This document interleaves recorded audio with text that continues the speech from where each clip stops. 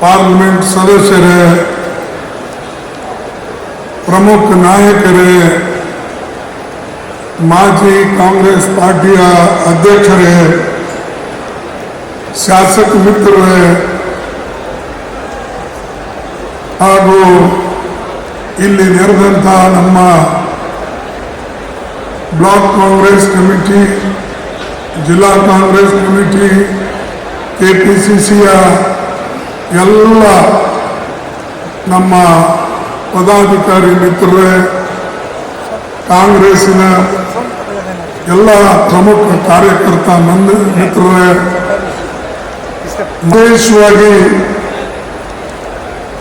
ಇದು ಕಾಂಗ್ರೆಸ್ಗೆ ಮಹತ್ವದ ದಿನ.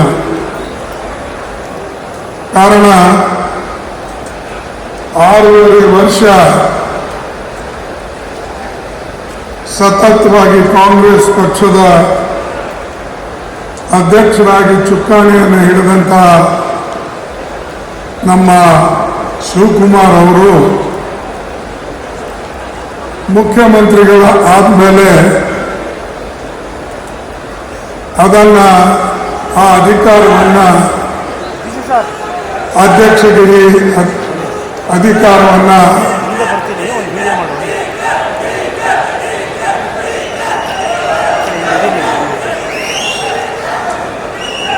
ಆಯ್ತಾ, ಇದಿಷ್ಟು ಸುಮ್ಮನೆ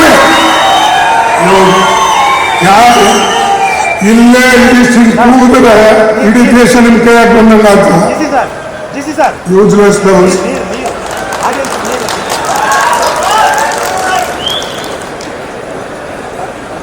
ಯಾವಾಗಲೂ ಇದು ಕಾಂಗ್ರೆಸ್ ಪಕ್ಷದ ಇದು ಮೀಟಿಂಗ್, ಇದರಲ್ಲಿ ಯಾವ ಒಂದು ವ್ಯಕ್ತಿ ಮತ್ತು ಮೀಟಿಂಗ್ ಅಲ್ಲ, ಎಲ್ಲರೂ ಸೇರಿ ಪಕ್ಷಕ್ಕೆ ಒಂದುಗೂಡಿಸ್ತಕ್ಕಂಥ ಫಂಕ್ಷನ್ಸ್. ಯಾರೇ ಒಬ್ಬರು ಒಂದು ಹೇಳೋದು, ಇನ್ನೊಬ್ಬರು ಒಂದು ಕೂಗೋದು, ಬಾಕಿ ಅವರು ಅದಕ್ಕೆ ಬಂದಾರ, ಕಸ ಗುಡ್ಸಕ್ ಬಂದಾರ.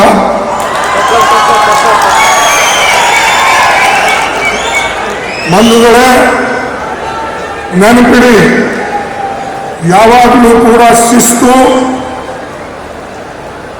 ಪಕ್ಷಕ್ಕೆ ಬೇಕು. ಇಲ್ಲಿ ವ್ಯಕ್ತಿ ಪೂಜೆ ನಡೆಯೋದಿಲ್ಲ, ಯಾರು ಎಷ್ಟೇ ದೊಡ್ಡವರು ಇರಲಿ. ನಾನು ನೋಡಿದ್ದೀನಿ, ನನ್ನ 58 ವರ್ಷದ ರಾಜಕೀಯದಲ್ಲಿ ಏರುಪೇರುಗಳನ್ನು ನೋಡಿದ್ದೇನೆ ಮತ್ತು ಅನೇಕ ನಾಯಕರು ಕಾಂಗ್ರೆಸ್ನಿಂದ ಆಗಿದ್ದಾರೆ ಹೊರತಾಗಿ ಅವರ ಕೊಡುಗೆ ಕಾಂಗ್ರೆಸ್ ಕಡಿಮೆ ಇದ್ದರೂ ಕೂಡ ಅವರಿಗೆ ಕಾಂಗ್ರೆಸ್ ಹೆಚ್ಚಿನ ಶಕ್ತಿಯನ್ನು ಕೊಟ್ಟಿದೆ. ಅದಕ್ಕಾಗಿ ಸ್ವಲ್ಪ ಶಾಂತವಾಗಿ ನೀವು ಕೇಳಿ, ಯಾಕಂದ್ರೆ ಇದು ನಮ್ಮ ಮೀಟಿಂಗು, ನಾವೆಲ್ಲರೂ ಕೂಡಿ ಪಕ್ಷವನ್ನು ಕಟ್ಟತಕ್ಕಂಥ ಮೀಟಿಂಗು. ಅದಕ್ಕೆ ದಯವಿಟ್ಟು ಯಾರು ಮಧ್ಯದಲ್ಲಿ ಕೂಗಕ್ಕೆ ಹೋಗಬೇಡಿ. ಯಾರೇ ನೀವು ಕೂಗಿದ್ರು ಕೂಡ ಆ ಫುಟೇಜ್ ಇರ್ತದೆ, ನಾನು ಡಿಸಿಪ್ಲಿನರಿ ಆಕ್ಷನ್ ತಗೊಳ್ತೀನಿ. ಬಂಧುಗಳೇ, ಇವತ್ತು ಇದು ಬಹಳ ಅತ್ಯಂತ ಮಹತ್ವದ ಸಭೆ. ಇದಕ್ಕೆ ಶಿವಕುಮಾರ್ ಅವರು ಸಾಕಷ್ಟು ಸೇವೆಯನ್ನು ಸಲ್ಲಿಸಿ ಪಕ್ಷ ಕಟ್ಟಿ, ವಿಶೇಷವಾಗಿ ಬೀದರಿಂದ ಮೈಸೂರುವರೆಗೆ, ಬೆಳಗಾವಿಯಿಂದ ಕೋಲಾರವರೆಗೆ ಅಡ್ಡಾಡಿ ಎಲ್ಲರನ್ನ ಒಗ್ಗೂಡಿಸಿ ತೆಗೆದುಕೊಂಡು ಹೋಗಿ ಪಕ್ಷಕ್ಕೆ ಒಂದು ಶಕ್ತಿ ತುಂಬತಕ್ಕಂಥ ಕೆಲಸ ಅವರು ಮಾಡಿದ್ರು. ಅದೇ ರೀತಿಯಾಗಿ ಸರ್ಕಾರದಲ್ಲಿ ಸಿದ್ದರಾಮಯ್ಯನವರು ತನ್ನ ಎಲ್ಲ ಕಾರ್ಯಕ್ರಮಗಳು ಕಾಂಗ್ರೆಸ್ನವರು ನಾವೇನು ಹೇಳಿದ್ದೇವೆ, ಏನು ಗ್ಯಾರಂಟಿ ಕೊಟ್ಟಿದ್ದೇವೆ, ಆ ಗ್ಯಾರಂಟಿಗಳು ಸಮರ್ಪಕವಾಗಿ ಇಬ್ಬರೂ ಸೇರಿ ನೆರವೇರಿಸಿದ್ದಕ್ಕಾಗಿ ನಮ್ಮ ಸರ್ಕಾರ ಅಧಿಕಾರಕ್ಕೆ ಪುನಃ ಬಂತು. ಮುಂದೂ ಕೂಡ ಇದೇ ರೀತಿಯಾಗಿ ನಾವು ಮಾಡಿದ್ರೆ ಪುನಃ ನಮ್ಮ ಸರ್ಕಾರ ಬರ್ತದೆ ಅಂತಕ್ಕಂಥ ಮಾತನ್ನು ನಿಮಗೆ ಹೇಳಕ್ಕೆ. ಎರಡನೇದಾಗಿ ಇವತ್ತು ನಮ್ಮ ಮುಂದೆ ಅನೇಕ ದೊಡ್ಡ ದೊಡ್ಡ ಪ್ರಶ್ನೆಗಳಿವೆ. ವಿಶೇಷವಾಗಿ ಇವತ್ತು ಬೆಲೆ ಏರಿಕೆ, ಇನ್ಫ್ಲೇಷನ್ ಇಡೀ ದೇಶದಲ್ಲಿ ಬೆಲೆ ಏರ್ತಾನೆ ಇವೆ. ಪ್ರತಿಯೊಂದು ಅವಶ್ಯ ವಸ್ತುಗಳ ಬೆಲೆಗಳು, ಮಕ್ಕಳಿಗೆ ಬೇಕಾದ ಪಠ್ಯಪುಸ್ತಕಗಳು, ಗ್ಯಾಸು, ಡೀಸೆಲ್, ಪೆಟ್ರೋಲು ಎಲ್ಲದರ ಬೆಲೆ ಇವತ್ತು ಮೋದಿ ಸರ್ಕಾರ ಏರಿಸ್ತಾನೆ ಇದೆ. ನಾವು ಈ ಬೆಲೆಯ ವಿರುದ್ಧ, ಬೆಲೆ ಏರಿಕೆ ವಿರುದ್ಧ ಹೋರಾಟವನ್ನು ಮಾಡತಕ್ಕಂಥದ್ದು ಹೊಣೆ ನಮ್ಮ ಡಿ.ಕೆ. ಹರಿಪ್ರಸಾದ್ ಅವ್ರ ಮೇಲೆ ಇವತ್ತು ಇದೆ. ಅವ್ರ ಈ ಪಕ್ಷಕ್ಕೆ ಎಲ್ಲವನ್ನು ತೆಗೆದುಕೊಂಡು ಹೋಗಿ, ಬಿ.ಕೆ. ಹರಿಪ್ರಸಾದ್ ಅವರು ಹೊಸಬರೇನಲ್ಲ,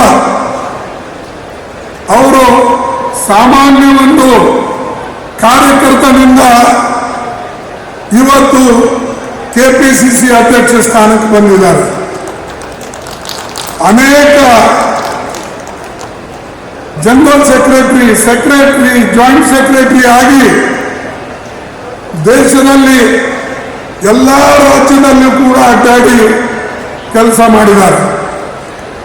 ಅದಕ್ಕಾಗಿ ಈ ಸಲ ನಾವು ಕಾಂಗ್ರೆಸ್ ಕಾರ್ಯಕರ್ತರನ್ನ, ಕಾಂಗ್ರೆಸ್ ನಾಯಕತ್ವನ್ನ ಯಾರು ಪಕ್ಷವನ್ನ ಕೆಳಗಿಂದ ಕಟ್ಕೊಂಡು ಬಂದಿದ್ದಾರೋ, ಯಾರು ನೋಡಿದಾರೋ, ಯಾರು ಕಾಂಗ್ರೆಸ್ ಕಾರ್ಯಕರ್ತರನ್ನ ಗುರುತಿಸ್ತಾರೋ, ಯಾರು ವಿಶೇಷವಾಗಿ ಪಕ್ಷದ ತತ್ವಗಳನ್ನ ತನ್ನ ಜೀವನದಲ್ಲಿ ಅಳವಡಿಸಿಕೊಂಡು ಅನುಷ್ಠಾನಕ್ಕೆ ತರ್ತಾರೋ ಅಂಥ ವ್ಯಕ್ತಿ ಕೈಯಲ್ಲೇ ಕೊಡಬೇಕು ಅಂತ ಹೇಳಿ ಇವತ್ತು ಬಿ.ಕೆ. ಹರಿಪ್ರಸಾದ್ ಅವರ ಕೈಯಲ್ಲಿ ನಾವು ಕೊಟ್ಟಿದ್ದೇವೆ.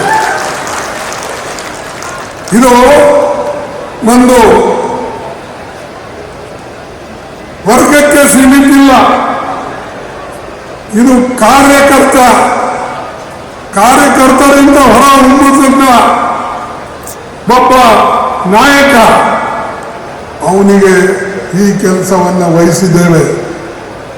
ಅದರ ಜೊತೆಯಲ್ಲೇ ಯುವಕರು ಮುಖ್ಯಮಂತ್ರಿಗಳಿದ್ದಾರೆ. ಯುವಕರೇನಿಲ್ಲ, ಈಗ ಅವ ಮುತ್ತೆ ಆಗ್ಬಿಟ್ಟಾನ. ಯಾಕಂದ್ರೆ ಅವನೇನು ಮೊಮ್ಮಗಳಲ್ಲ, ಅದಕ್ಕೆ ನಾವು ಯುವಕರಂತ ಹೇಳಂಗಿಲ್ಲ. ಅದು ಯುವಕರಂಗೆ ಕಾಣ್ತಾರೆ, ಯುವಕರಂಗೆ ನಡೀತಾರೆ. ಅದಕ್ಕೆ ನೀವೆಲ್ಲ ಯುವಕರು ಅಂತೀರಿ. ಅದಕ್ಕೆ ಅವರು ಅವ್ರ ಜೊತೆಯಲ್ಲೇ ಇದ್ದಾರೆ. ಹೆಚ್ಚು ಕಡಿಮೆ ಸಮವಹಿಸಿದವರೇ ಇಬ್ಬರು ಇದನ್ನ ಇದ್ದಾರೆ. ಅವ್ರಿಗೆ ಮಾರ್ಗದರ್ಶನ ಕೊಡೋಕ್ಕೆ ಈ ವೇದಿಕೆ ಮೇಲೆ ಕುಳಿತಂತ ಎಲ್ಲ ನಾಯಕರಿದ್ದಾರೆ, ಹಿರಿಯ ನಾಯಕರು. ಸುರ್ಜೇವಾಲಾ ಅವರು ಇರ್ತಾರೆ. ಅದಕ್ಕೆ ನಾವು ಇಂಥ ವ್ಯಕ್ತಿಗಳ ಕೈಯಲ್ಲಿ ಇವತ್ತು ಕೊಟ್ಟಿದ್ದೇವೆ. ಬಹುಶಃ ನಮ್ಮ ಪುನಃ ಸರ್ಕಾರ ತರ್ತಕ್ಕಂಥ ಇದರಲ್ಲಿ ಹಾಗೂ ಅಖಿಲ ಭಾರತೀಯ ಕಾಂಗ್ರೆಸ್ ಕಮಿಟಿ ಒಂದೇ ಅಲ್ಲ, ನಾಳೆ ಬರ್ತಕ್ಕಂಥ ಪಾರ್ಲಿಮೆಂಟ್ ಚುನಾವಣೆಯನ್ನು ಕೂಡ ನಮಗೆ ಶಕ್ತಿ ಕೊಡ್ತಾರೆ ಅನ್ನತಕ್ಕಂಥದ್ದು ನಾನು ನಂಬಿದ್ದೇನೆ.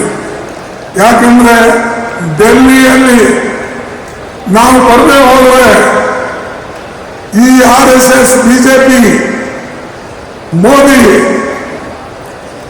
ಇವರು ದೇಶವನ್ನು ಹಾಳು ಮಾಡೋಕ್ಕೆ ಏನು ಪ್ರಯತ್ನ ಮಾಡ್ತಾ ಇದ್ದಾರೆ, ಇವರು ಹೋಗೋದಿಲ್ಲ. ಇವ್ರಿಗೆ ನೀವು ಮನೆಗೆ ಕಳಿಸ್ಬೇಕು. ನೀವು ಮನಸ್ಸು ಮಾಡಬೇಕು. ನಮ್ಮ ಕಾರ್ಯಕರ್ತರು, ಮುಖಂಡರು, ನಾಯಕರು ಎಲ್ಲರೂ ಕೂಡ, ಯಾಕಂದ್ರೆ ಇದ್ರ ಪರಿಣಾಮ ಹೆಣ್ಮಕ್ಕಳ ಮೇಲೆ ಬೀಳ್ತಾ ಇದೆ, ಯುವಕರ ಮೇಲೆ ಬೀಳ್ತಾ ಇದೆ. ಅದಕ್ಕಾಗಿ ಹೇಳಿದ ಇನ್ಫ್ಲೇಷನ್ ಇದು ಮೋದಿಯವರ ಕೊಡುಗೆ. ಅನ್ಎಂಪ್ಲಾಯ್ಮೆಂಟ್ ಇದು ಮೋದಿಯವರ ಕೊಡುಗೆ. ಮೊದಲ ಅಧಿಕಾರಕ್ಕೆ ಬರುವಾಗ ಹೇಳಿದ, ಬಂದ್ಮೇಲೆ 2 ಕೋಟಿ ನೌಕರಿ ನಾನು ಪ್ರತಿ ವರ್ಷ ಕೊಡ್ತೀನಿ ಅಂತ ಕೊಟ್ಟರ 2 ಕೋಟಿ. ಯಾಕೆ ಇವತ್ತು ಬಿಜೆಪಿ ಯುವಕರು ಅಥವಾ ABVP ಅವರು ಅವ್ರು ಯಾಕೆ ಕೇಳೋದಿಲ್ಲ? ನಮ್ಮ ಸರ್ಕಾರದಲ್ಲಿದ್ದಾಗ ಏನಾರ ಒಂದು ಸಣ್ಣ ಗ್ಯಾಸ್ ಪ್ರೈಸ್ ಏರಿದ್ರೆ ಅಥವಾ ನಮ್ಮ ಕಮರ್ಷಿಯಲ್ ಗ್ಯಾಸಿನ ಪ್ರೈಸ್ ಏರಿದ್ರೆ ಅಥವಾ ಎಸೆನ್ಷಿಯಲ್ ಕಮ್ಯುನಿಟೀಸ್ ಪ್ರೈಸ್ ಏರಿದ್ರೆ ಬೀದಿ ಬರ್ತಿದ್ರು ಚಂಡ ಇಟ್ಕೊಂಡು. ಈಗ ಎಲ್ಲೋಗಿ ಅವರು ಚಂಡಗಳು ಎಲ್ಲಿದ್ದಾರೆ ಬಿಜೆಪಿದವರು? ಯಾಕೆ ಹೋರಾಟ ಮಾಡ್ತಾ ಇಲ್ಲ? ಯಾಕಂದ್ರೆ ಅವರು ಬಡವರ ಮೇಲೆ ದಬ್ಬಾಳಿಕೆ ಮಾಡಬೇಕು ಅಂತಕ್ಕಂಥದ್ದೇ ಅವ್ರ ಇಚ್ಛೆ. ಅದಲ್ಲದೆ ಸಾವಿರಾರು ವರ್ಷದಿಂದ ಅವರು ಆಳ್ಕೊಂಡು ಬಂದಿದ್ದಾರೆ. ಕೆಲವು ಜನರ ಕೈಯಲ್ಲೇ ಏನು ಅಧಿಕಾರ ಇತ್ತು, ಆ ಅಧಿಕಾರವನ್ನ ಮೋದಿಯವರು ಅದೇ ರೀತಿಯಾಗಿ ಮುಂದುವರಿಸಬೇಕು ಅಂತ ಹೇಳಿ ಅವರ ಪ್ರಯತ್ನ ಇದೆ. ಅದಕ್ಕೆ RSS ಅವರಿಗೆ ಅಷ್ಟು ಸಪೋರ್ಟ್ ಮಾಡೋದು, ಅದಕ್ಕೆ ಅವರಿಗೆ ABVP ಸಪೋರ್ಟ್ ಮಾಡೋದು. ಇವರು ಇಂಥ ಒಂದು ಇವತ್ತು ಸುಳ್ಳುಗಾರರು ಮತ್ತು ಇವರು ವಿಶೇಷವಾಗಿ ಹಣದುಬ್ಬರದಲ್ಲಿ ವಿಫಲರಾಗಿದ್ದಾರೆ. ಆಮೇಲೆ ರಾಜಕೀಯ ಉದ್ಯೋಗಗಳ ನಮ್ಮ ನೀವೇ ಹೇಳಿ, ನೆಹರೂಜಿ ಅವರ ಕಾಲದಲ್ಲಿ ದೊಡ್ಡ ದೊಡ್ಡ ಕಾರ್ಖಾನೆಗಳು ಕಟ್ಟಿ ಲಕ್ಷಾಂತರ ಜನರಿಗೆ ನೌಕರಿ ಕೊಟ್ಟರು, ಎಂಪ್ಲಾಯ್ಮೆಂಟ್ ಕೊಟ್ಟರು. ನಮ್ಮ ಬೆಂಗಳೂರಲ್ಲೇ ನೋಡಿ, ಮೊದಲ HAL ಇತ್ತು, HMD ಈಗೂ ಇದೆ, BEL, PHEL ಇಂಥವೆಲ್ಲ ಇತ್ತು. ಲಕ್ಷಾಂತರ ಜನ ನೌಕರಿ ಮಾಡ್ತಾ ಇದ್ದಾರೆ. ಅದು ನೆಹರೂಜಿ ಅವರ ಕಡೆಯಿಂದ. ಮೋದಿ ಅವರು ಏನಾದರೂ ಇಂಥ ಕೊಡುಗೆ ಕರ್ನಾಟಕ ಕೊಟ್ಟಿದ್ದಾರೆ ಅಂತ ಹೇಳಿ ಕೇಳಿ ಅವರಿಗೆ ಏನು ಕೊಟ್ಟಿದ್ದಾರೆ ಮೋದಿ ಅವರು ಕರ್ನಾಟಕಕ್ಕೆ. ಮೋದಿ ಕೊಟ್ಟಿದ್ದು ಅನ್ಎಂಪ್ಲಾಯ್ಮೆಂಟ್, ಮೋದಿ ಕೊಟ್ಟಿದ್ದು ಇನ್ಫ್ಲೇಷನ್, ಮೋದಿ ಕೊಟ್ಟಿದ್ದು ಸುಳ್ಳು ಹೇಳ್ತಕ್ಕಂಥ ಭರವಸೆಗಳು. ಅದಕ್ಕೆ ಈ ಸರ್ಕಾರ, ಮೋದಿ ಸರ್ಕಾರ ಒಂದಿಲ್ಲ ಒಂದು ಸಮಯದಲ್ಲಿ ಬೀಳ್ತದೆ. ಇದು ನೀವು ಕಾಲು ನೋಡಿ. ಮತ್ತು ಇವ್ರ ಮೇಲೂ ಕೂಡ ದೊಡ್ಡ ಸಂಕಟವನ್ನ ಮೋದಿಯವರ ಮೇಲೆ ಬರ್ತಾ ಇದೆ. ಅದನ್ನು ನೀವು ಕಾದು ನೋಡಿ. ಯಾಕೆಂದ್ರೆ ಅವ್ರು ಯಾವ ಕೆಲಸನೂ ಕೂಡ ಸರಿಯಾದಂಥ ರೀತಿಯಲ್ಲಿ ಮಾಡಿಲ್ಲ ಮತ್ತು ಈ ಕಾರ್ಮಿಕರಿಗೆ ಸಹಾಯ ಮಾಡಲಿಲ್ಲ. ಹೆಣ್ಣುಮಕ್ಕಳಿಗೆ ಹೇಳಿದ್ರು ನಾವು ಸಾಕಷ್ಟು ಸಹಾಯ ಮಾಡ್ತೀವಿ, ವಿದ್ಯಾರ್ಥಿಗಳಿಗೆ ಹೇಳಿದ್ರು ಸಹಾಯ ಮಾಡ್ತೀವಿ. ಇವತ್ತು ಶಿಕ್ಷಣದಲ್ಲಿ ಇಂಥ ತಪ್ಪುಗಳನ್ನು ಅವ್ರು ಮಾಡಿದರೆ ನಮ್ಮ ಮಕ್ಕಳಿಗೆ ದಿಕ್ಕು ತಪ್ಪಂತ ರೀತಿಯಲ್ಲಿ ಸಿಲೆಬಸ್ ಮಾಡ್ತಾ ಇದ್ದಾರೆ. RSS ಹುಡುಗರನ್ನ ತುಂಬುತ್ತಾ ಇದ್ದಾರೆ. ಶಿಕ್ಷಕರು RSS ಬ್ಯಾಕ್ಗ್ರೌಂಡ್ ಇದ್ದವರಿಗೆ ಕೊಡ್ತಾ ಇದ್ದಾರೆ. ವೈಸ್ ಚಾನ್ಸಲರ್ RSS ಬ್ಯಾಕ್ಗ್ರೌಂಡ್ ಇದ್ದವರಿಗೆ ಕೊಡ್ತಾ ಇದ್ದಾರೆ. ಇಂಥ ಕೆಲಸ ಯಾಕೆ ಮಾಡ್ತಾ ಇದ್ದಾರೆ ಅಂದ್ರೆ ಅದು ಹಿಡಿತ, ರಾಜಕೀಯ ಹಿಡಿತವನ್ನ ಅವ್ರ ಕೈಯಲ್ಲಿ ಇರಬೇಕು ಅಂತಕ್ಕಂಥ ದೃಷ್ಟಿಯಿಂದ ಅವರು ಈ ಕೆಲಸವನ್ನು ಮಾಡ್ತಾ ಇದ್ದಾರೆ. ಮೋದಿಯವರು ದೇಶ ಹಾಳು ಮಾಡಿಬಿಡ್ತಾ ಇದ್ದಾರೆ. ಆ ಟ್ರಂಪ್ ಇಡೀ ಪ್ರಪಂಚ ಹಾಳು ಮಾಡಿಬಿಡ್ತಾ ಇದ್ದಾರೆ. ಇವನ್ ದೇಶ ಹಾಳು ಮಾಡಿದ್ರೆ ಅವ್ರ ಪ್ರಪಂಚ. ಮತ್ತೆ ಅವರಿಬ್ಬರು ಸೇರಿ ಮೈ ಗುಡ್ ಫ್ರೆಂಡ್ ಅಂತ ಹೇಳ್ತಾರೆ. ಅರೆ ಇಬ್ರು good friend, you are bringing a bad name to country and our people are dying because of both of you. Trump ಇದು ಮಾಡದೆ ಹೋಗಿದ್ರೆ ಎಣ್ಣೆ ಬೆಲೆ ಎಷ್ಟು ಏರ್ತಿರ್ಲಿಲ್ಲ, ಡೀಸೆಲ್ ಪೆಟ್ರೋಲ್ ಬೆಲೆ ಏರ್ತಿರ್ಲಿಲ್ಲ. ಆಯ್ತು, ಮೋದಿ ಅವ್ರದ್ದು ನನ್ನ ಫ್ರೆಂಡ್ ಅನ್ಕೊಂಡು ತನ್ನ ನ್ಯೂಟ್ರಲ್ ಪಾಲಿಸಿ ಅಥವಾ ನಮ್ಮ ಫಾರಿನ್ ಪಾಲಿಸಿ ಏನಿತ್ತು, ನಾವು ನ್ಯೂಟ್ರಲ್ ಇದ್ದೇವೆ. ನೆಹರೂಜಿ ಅವ್ರ ಕಾಲದಲ್ಲಿ ನಮ್ಮ ನ್ಯೂಟ್ರಲ್ ಪಾಲಿಸಿ ನಮಗೆ ಸಹಾಯ ಮಾಡಿದ್ರು, ಎಲ್ಲರೂ ನಮ್ಮ ಜೊತೆಯಲ್ಲಿದ್ದರು. ಆದರೆ ಈ ನಾನ್ ಅಲೈನ್ಮೆಂಟ್ ಪಾಲಿಸಿ ನಮ್ಮ ತಗಲು ಪ್ರತಿ ದೇಶದಲ್ಲಿ ಅಡ್ಡಾಡಿ ಮೋದಿ ನನ್ನ ಫ್ರೆಂಡ, ಇವು ನನ್ನ ಫ್ರೆಂಡ, ಇನ್ನೊಬ್ಬರು ನನ್ನ ಫ್ರೆಂಡ ಅಂತ ಹೇಳಿಕೊಂಡು ಎಲ್ಲರಿಗೆ ಕೊಳ್ಳಿಗೆ ಬಿದ್ದು ನಮ್ಮ ಕುತ್ತಿಗೆ ಒತ್ಬಿಟ್ಟಿದೆ. ಅದಕ್ಕೆ ಬಂಧುಗಳೇ, ನಾವು ಯಾವಾಗಲೂ ಕೂಡ ನೆನಪಿಡಬೇಕು, ಯಾವ ಸರ್ಕಾರ ಬಂದರೆ ನಮಗೆ ಒಳ್ಳೇದಾಗ್ತದೆ ಅದನ್ನು ನಾವು ತಿಳಿಸ್ಬೇಕು ಜನರಿಗೆ. ತಿಳಿಸಿದ ಮೇಲೆ ಜನ ಅದು ಒಪ್ಕೊಳ್ತಾರೆ. ಅದಕ್ಕಾಗಿ ನಿಮ್ಮ ಕೆಲಸ ವಿಶೇಷವಾಗಿ ವಿದ್ಯಾರ್ಥಿಗಳ ಹತ್ರ ಹೋಗಿ, ರೈತರ ಹತ್ರ ಹೋಗಿ, ಹೆಣ್ಣು ಮಕ್ಕಳ ಹತ್ರ ಹೋಗಿ, ಎಲ್ಲಿ ಅನ್ಯಾಯ ಅತ್ಯಾಚಾರ ಆಗ್ತದೆ ಅವರ ಹತ್ರ ಹೋಗಿ, ಯಾರು ಬಡವರಿದ್ದಾರೆ ಅವ್ರ ಕಣ್ಣೀರು ಸೂಟಿ ಅವರಿಗೆ ನೀವೊಂದು ಧೈರ್ಯವನ್ನು ತುಂಬತಕ್ಕಂಥ ಕೆಲಸ ಮಾಡಿ.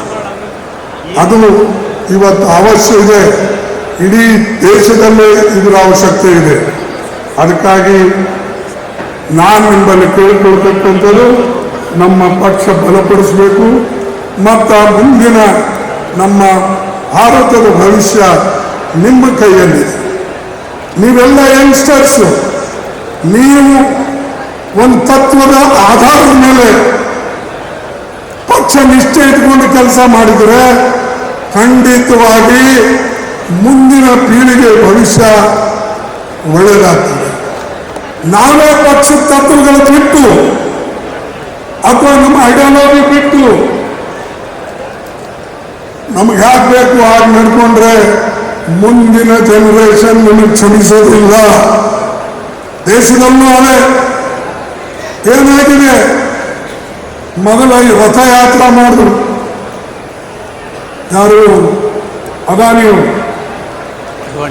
ಅಡ್ವಾಣಿಯವರು ಪಾಪ ಅದು ರಾಮನ ಗುಡಿ ಕಟ್ತೇವೆ ಅಂತ ಹೇಳಿ ಎಲ್ಲ ಆವಾಗ ಇಟ್ಟಿಗೆಗಳು, ಬಂಗಾರಗಳು, ದುಡ್ಡು ಎಲ್ಲನೂ ಅವಾಗಲೂ ಎಲ್ಲ ಸೇರಿಸಿದ್ರು. ಆದ್ರೆ ಅದ್ರ ಲೆಕ್ಕ ಯಾರು ಕೊಡ್ಲಿಲ್ಲ, ಅದು ಎಲ್ಲಿ ಹೋಯ್ತು ಗೊತ್ತಿಲ್ಲ. ಈಗ ರಾಮ ಮಂದಿರ ಕಟ್ಟಾದ್ಮೇಲೂ ಕೂಡ ಅಲ್ಲಿಂದ ಕಳತನ ಆಗ್ತಾ ಇದೆ. 5,000 ಕೋಟಿಯಷ್ಟು ದುಡ್ಡು ಅಲ್ಲಿಂದ ಪೋಲಾಗಿದೆ ಅಂತಕ್ಕಂಥ ರಿಪೋರ್ಟು ಬರ್ತಾ ಇದೆ. ಪೂಜಾರಿನೇ ದುಡ್ಡು ಹೊಡಿತಾ ಇದ್ದಾರೆ. ರಾಮ್ ನಾಮ್ ಜಪೋ ಪರಾಯ ಮಾನ್ ಅಪ್ನ. ರಾಮನ ಹೆಸರು ತಗೊಳ್ಳೋದು ರೂಟಿ ಮಾಡಕ್ಕೆ, ಅಥವಾ ಯಾರು ಅತ್ಯಂತ ಪ್ರಾಮಾಣಿಕವಾಗಿ ತನ್ನ ಜೀವನದಲ್ಲಿ ನಡ್ಕೊಂಡು ಹೋದಂಥ ಪೂಜ್ಯ ವ್ಯಕ್ತಿಗಳ ಕೈಯಲ್ಲಿ ಗುಡಿಗಳ ಉದ್ಘಾಟನೆ ಆಗ್ತವೆ. ಈ ಮಾರಾಯ ಪ್ರಧಾನಮಂತ್ರಿ ಆಗಿ ಆ ಗುಡಿ ಉದ್ಘಾಟನೆಯೂ ತಾನೇ ಮಾಡಲ್ಲ, ಆ ಸ್ಥಾಪನೆಯೂ ತಾನೇ ಮಾಡಲ್ಲ, ಕತ್ರಿ ಹಚ್ಚಿ ಬಾಗಿಲೂ ತಾನೇ ಉದ್ಘಾಟನೆ ಮಾಡಿದ.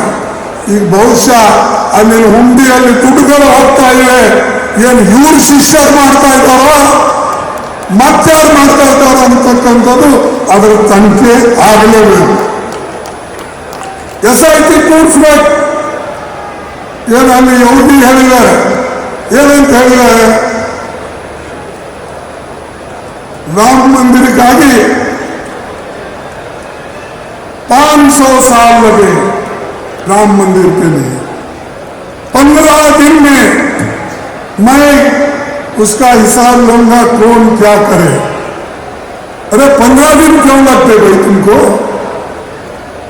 भगवान तुम्हारे साथ है, मंदिर तुम्हारे साथ है, मोदी तुम्हारे साथ है, तुम वहां का चीफ मिनिस्टर हो, करो, डालो जेल में जो लूटे हैं, जो लूट रहे हैं राम के नाम से। ಇದು ಮಾಡ್ತಾ ಇಲ್ಲ, ಅವ್ರು ಏನ್ ಮಾಡಿದ್ರು ಮಾಡ್ತಾ ಹೋಗ್ತದೆ. ಕಳತನ ಮಾಡಿದ್ರು ಮಾಫ್, ದುಡ್ಡು ತಿಂದ್ರು ಮಾಫ್. ಆಮೇಲೆ ದೇವ್ರ ಹೆಸರ ಮೇಲೆ ನೀವೆಲ್ಲರೂ ಓಟ್ ಕೊಟ್ರಿ. ನೀವಂದ್ರೆ ನೀವಲ್ಲ, ಇಡೀ ದೇಶದಾಗೆ ರಾಮ ಮಂದಿರ ಮೇಲೆ ಓಟ್ ಕೊಟ್ರು. ನಮಗೆ ಸಂವಿಧಾನ ಕೊಟ್ಟಾರೆ. ನನಗೆ ಕೊಟ್ಟರು, ಸಿದ್ದರಾಮಯ್ಯ ಅವ್ರಿಗೆ ಕೊಟ್ಟರು, ಶಿವಕುಮಾರ್ ಅವ್ರಿಗೆ ಕೊಟ್ಟರು, ಸುರ್ಜೇವಾಲಾಗೂ ಕೊಟ್ಟರು. ಆ ಸಂವಿಧಾನ ಪ್ರಕಾರ ನಾವು ನಡೆದರೆ ದೇಶದ ಉದ್ಧಾರ ಆಗ್ತದೆ ಹೊರತಾಗಿ ಸಂವಿಧಾನ ಬಿಟ್ಟು ಯಾರೇ ನಡೆದರೆ ಅದರ ವಿರುದ್ಧ ಹೋರಾಟ ಮಾಡತಕ್ಕಂಥ ಶಕ್ತಿ ನಿಮಗೆ ಇರಬೇಕು ಅನ್ನತಕ್ಕಂಥದ್ದನ್ನು ಹೇಳ್ತೀವಿ. ಬೇರೆಯವ್ರಿಗೆ ಬೇಕಾಗಿಲ್ಲ, ಬೇರೆಯವ್ರ ಹಟ್ಟಿ ತುಂಬಿದೆ, ಆದಾನಿ ಅಂಥವ್ರು ಇಂಥವ್ರಿಗೆ ಬೇಕಾಗಿಲ್ಲ. ಅಥವಾ ಅತಿ ಶ್ರೀಮಂತರು, ದೊಡ್ಡ ದೊಡ್ಡ ಜೀವನರು, ಇವ್ರಿಗೆ ಬೇಕಾಗಿಲ್ಲ. ಬೇಕಾರಿಗೆ, ಬಡವರಿಗೆ, ಕಾರ್ಮಿಕರಿಗೆ, ಕೂಲಿಕಾರ ಮಕ್ಕಳಿಗೆ, ಇವರಿಗೆ ಬೇಕು. ಇವರ ರಕ್ಷಣೆ, ಇವರ ಬುನಿಯಾದಿ ಹಕ್ಕುಗಳು, ಫಂಡಮೆಂಟಲ್ ರೈಟ್ಸ್ ಉಳಿಸ್ಬೇಕು. ಆದರೆ ನಿಮ್ಮ ಓಟಿನ ಹಕ್ಕು ಉಳಿಸ್ಕೊಳ್ಬೇಕಾದ್ರೆ ನೀವು ಎಲ್ಲರೂ ಸೇರಿ ಒಂದಾಗಿ ಕೆಲಸ ಮಾಡಬೇಕು. ಇದು ತತ್ವದ ಮೇಲೆ ಇರ್ತಕ್ಕಂಥ ನಂಬಿಕೆ ನಿಮ್ಮದಾಗಿಲ್ಲ. ಅದಕ್ಕೆ ಸಂವಿಧಾನ ತೆಗೆದುಕೊಂಡು ನಾವು ಮುಂದೆ ಸಾಗಬೇಕು ಅಂತಕ್ಕಂಥ ಮಾತನ್ನು ನಾನು ನಿಮಗೆ ಇವತ್ತು ಹೇಳಿ ನನಗೆ ಬಹಳ ಸಂತೋಷ ಆಗ್ತಾ ಇದೆ. ಇವತ್ತು ಶಿವಕುಮಾರ್ ಕೂಡ 6 ವರ್ಷ 3 ತಿಂಗಳು 6 ತಿಂಗಳು ಅವರು ಒಳ್ಳೆ ರೀತಿಯಿಂದ ನಿಭಾಯಿಸಿ ಕಾಂಗ್ರೆಸ್ ಆಫೀಸ್ ಕಟ್ಟಿ ಅನೇಕ ಕಡೆ ಕಾಂಗ್ರೆಸ್ ಆಫೀಸ್ಗಳು ಕಟ್ಟಕ್ಕೂ ಸ್ವಲ್ಪ ಮುಂದೆ ಮುತುವರ್ಜಿ ವಹಿಸಿ ಇವತ್ತೆಲ್ಲ ಕನ್ಸ್ಟ್ರಕ್ಷನ್ ನಡೆದಿವೆ. ಅದನ್ನು ನಮ್ಮ ಹರಿಪ್ರಸಾದ್ ಅವರು ಮುಂದುವರಿಸ್ತಾರೆ ಅಂತಕ್ಕಂಥ ಮಾತನ್ನು ನಾನು ಹೇಳಿ ಈಗ ಹೆಚ್ಚಿನ ಮಾತು ನಾನು ಬಳಸಿದೆ. ಇಷ್ಟು ಮಾತು ಈ ಸಂದರ್ಭದಲ್ಲಿ ಹೇಳ್ತೇನೆ. ನಿಮ್ಗೆ ಒಳ್ಳೆಯದಾಗಲಿ. ಇಬ್ಬರು ಕೂಡ ಹೋಗಬೇಕು. ಯಾಕಂದ್ರೆ ಒಂದೇ ಗಾಡಿ ಮೇಲೆ ನಡೆಯಲ್ಲ, ಯಾವುದೇ ಅದಕ್ಕೆ 2 ಗಾಡಿ ಬೇಕು. ಅದಕ್ಕಾಗಿ ಜೋಡಿ ಎತ್ತು ಬೇಕು. ನಮ್ದು ಹೋಯ್ತು ಇತ್ತಪ್ಪ, ಜೋಡಿ ಎತ್ತು ಹೋಯ್ತವಲ್ಲ, ಜೋಡಿ ಎತ್ತ ಮೇಲೆ ಆಕಳ ಕರ ಬಂತು. ನಾನು ಮೊದಲನೇ ಎಲೆಕ್ಷನ್ ಆಕಳ ಕರದ ಮೇಲೆ ನಿಂತಿದ್ದು, ಅದು ಆದ್ಮೇಲೆ ಹ್ಯಾಂಡ್ ಸಿಂಬಲ್ ಬಂತು. ಈಗ ಇಲ್ಲಿವರೆಗೆ ಹ್ಯಾಂಡ್ ಸಿಂಬಲ್ ಮೇಲೆ ಇದ್ದೀನಿ. ಅದಕ್ಕೆ ಇಬ್ಬರು ಒಂದಾಗಿ ನಡೆಯಬೇಕು. ಎಷ್ಟೇ ನಿಮ್ಮಲ್ಲಿ ಡಿಫ್ರೆನ್ಸಸ್ ಬರಲಿ, ನನ್ನ ಫ್ರೀ ಮಾತು, ನೀವು ಒಳಗಡೆ ಕುಂತು ಬಗೆಹರಿಸ್ಕೊಳ್ಬೇಕು. ಪೇಪರ್ನ ಪಬ್ಲಿಸಿಟಿ ಸಿಗ್ತದೆ ಅಂದರೆ ಅದ್ರ ಕಡೆ ನೀವು ಗಮನ ಕೊಡ್ಲಕ್ಕೆ ಹೋಗ್ಬೇಡಿ. ಏನಾಗ್ತದೆ, ಚಾನಲ್ದವ್ರು ಬರ್ತಾರೆ, ನಿಮ್ಮ ಬೂತಿಗೆ ಹಚ್ಚಿಬಿಡ್ತಾರೆ, ಅವ್ರು ಕೇಳ್ತಾರೆ ಏನಂತೀರಿ ಅಂತ. ಆ ಎಮೋಷನ್ನಾಗ ನಿಮ್ದು ಏನಾಗ್ತದೆ, ಏನಾರೋ ಹೇಳಬೇಕಂತ ಮುಂದೆ ಹೇಳ್ಬಿಡ್ತೀವಿ. ಅದರಿಂದ ಇಡೀ ಪಾರ್ಟಿ ಮೇಲೆ ಕೆಟ್ಟ ಪರಿಣಾಮ ಬೀಳ್ತದೆ. ನಮ್ಮ ಯುವಕರ ಮೇಲೆ, ನಮ್ಮ ಬ್ಲಾಕ್ ಕಾಂಗ್ರೆಸ್ ಕಮಿಟಿ, ನಮ್ಮ BCC ಮೇಲೆ, ನಮ್ಮ PCC ಮೇಲೆ, AICC ಮೇಲೆ ಬೀಳ್ತದೆ. ಅದಕ್ಕೆ AICC ಕೆಟ್ಟ ಹೆಸರು ತರಬೇಡಿ, ಪ್ರದೇಶ್ ಕಾಂಗ್ರೆಸ್ ಕಮಿಟಿ ಕೆಟ್ಟ ಹೆಸರು ತರಬೇಡಿ. ಈಗ ನೀವು ನಿಜವಾದಂಥ ಕಾರ್ಯಕರ್ತರನ್ನ ಗುರುತಿಸಿ ಅವ್ರಿಗೆ ಚೇರ್ಮನ್, ಮೆಂಬರ್ ಇವೆಲ್ಲ ಮಾಡತಕ್ಕಂಥದ್ದು ಆಗಬೇಕು. ಹಿಂಗೇನಾಯಿತು ಆಯಿತು, ಯಾಕಂದ್ರೆ ಯಾರಿಗೇನು ಬೇಕು ಅದು ಮಾಡಿಕೊಂಡು. ಆದ್ರೆ ಕನಿಷ್ಠ ಈಗ ಯಾರು ನೀವು ಆರ್ಗನೈಸೇಷನ್ನಿಂದ ಬಂದಿದ್ರಿ, ಇವರು ನಮ್ಮ ಕಾಂಗ್ರೆಸ್ ಕಾರ್ಯಕರ್ತರನ್ನ ಗುರುತಿಸಿ ಅವರಿಗೆ ನೀವು ಈ ಪೋಸ್ಟ್ಗಳನ್ನು ಕೊಟ್ಟು ಹುರಿದುಂಬಿಸಿ ಮುಂದೆ ಬರ್ತಕ್ಕಂಥ ಚುನಾವಣೆಗಳು ಕಾರ್ಪೊರೇಷನ್ ಇದೆ, ಆಮೇಲೆ ನಿಮ್ಮ ಮುನ್ಸಿಪಾಲ್ಟಿಗಳಿವೆ, ಪಂಚಾಯತ್ ಇವೆ, ಜಿಲ್ಲಾ ಪಂಚಾಯತ್ ಇವೆ. ಇದರಲ್ಲಿ ಹೋರಾಟ ಮಾಡೋರು ನೀವು ನಾವಲ್ಲ, ಇಲ್ಲಿ ಕುಂತು ಜನ ಹೋರಾಟ ಮಾಡ್ತಾರೆ. ನೋಡಿ ಗುರುತಿಸಿ ಅವರಿಗೆ ಪೋಸ್ಟ್ಗಳನ್ನು ಕೊಟ್ಟರೆ ನಿಮ್ಮ ಜೊತೆಯಲ್ಲಿ ಅವರು ಬರ್ತಾರೆ. ಅದಕ್ಕಾಗಿ ನೀವು ಆ ಕೆಲಸ ಮಾಡ್ತೀರಿ ಅಂತಕ್ಕಂಥ ಮಾತನ್ನು ಹೇಳಿ, ಸುರ್ಜೇವಾಲನು ಕೂಡ ಇದ್ರ ಮೇಲೆ ಭಾಳ ಆಸಕ್ತಿ ವಹಿಸಿ ಕಷ್ಟಪಟ್ಟು ಎಲ್ಲರಿಗೂ ಸಮಾಧಾನ ಮಾಡಿ ಎಲ್ಲರ ಮನೆಗೆ ಹೋಗಿ ಸಾಕಷ್ಟು ಮಂದಿಗೆ ಎಲ್ಲ ಒಂದು ಮಾಡಿ ಇವರು ಯಶಸ್ವಿಯಾಗಿ ಇವತ್ತು ನಮ್ಮ ರಾಜಕೀಯ ಒಂದು ಹಸ್ತಾಂತರನೂ ಆಯಿತು ಅಥವಾ ಇವತ್ತು ಪಕ್ಷದ ಹಸ್ತಾಂತರ ಆಯಿತು. ಇವೆಲ್ಲನೂ ಕೂಡ ಸ್ಮೂಥವಾಗಿ ಮಾಡಿಸೋದಕ್ಕಾಗಿ ನಾನು ಸುರ್ಜೇವಾಲಾಗೆ ನನ್ನ ಪರವಾಗಿ ನಿಮ್ಮ ಪರವಾಗಿ ಹಾರ್ದಿಕವಾದಂಥ ಅಭಿನಂದನೆ ಸಲ್ಲಿಸ್ತೇನೆ. ಜೈ ಹಿಂದ್. ನೋಡಿ, ಹಿಂದಿನವ್ರಿಗೆ ಶಕ್ತಿ ಇಲ್ಲ, ಊಟ ಮಾಡಿಲ್ಲ. ಶಿವಕುಮಾರ್ ಊಟ ಹಾಕ್ಸಿರ್ತೀನಿ ಈ ಸಾರಿ. ಜೈ ಹಿಂದ್, ಜೈ ಹಿಂದ್, ಜೈ ಕಾಂಗ್ರೆಸ್, ಜೈ ಕಾಂಗ್ರೆಸ್, ಜೈ ಕಾಂಗ್ರೆಸ್. ನಿಮ್ಮೆಲ್ಲರಿಗೆ ವಂದನೆಗಳು. ನಮಸ್ಕಾರ. ಜೈ ಹಿಂದ್.